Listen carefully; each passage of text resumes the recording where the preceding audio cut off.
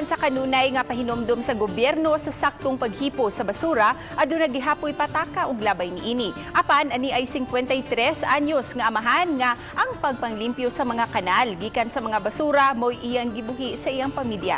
Kini ang report ni Femery Dumabo. Itom kaayo ang tubig gikan ining kanal kilid sa daan and Bacalso sa barangay Bulacau sa Dakbayan sa Talisay.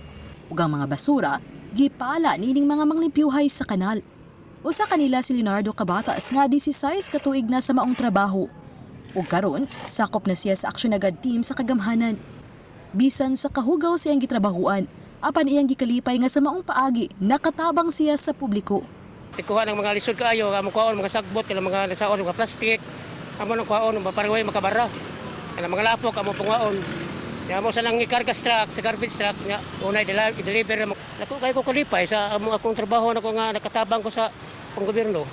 Minimum man ang sweldo ngayang nadawat, apan wa niya kinig sa payan. Kay gana excited siyang matrabaho matag adlaw. Yang awhag sa publiko, nga unta dili magpatakag labay sa ilang mga basura. Mga muging trabahoon kina mo, nga para gyud malimpyo gyud ang mga drainage na mo. Para sa isig taon sa tiglimpyuhan sa tibok Talisay ba.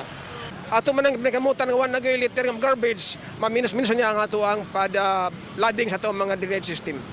Ang ilang grupo halos kada adlaw mang limpyo sa mga kanal nga ubos man sa barangay o ubos sa DPWH. Uban ni John Solon ug Rod Prado. Ako si Femery Dumabok. Balitang Bisdak.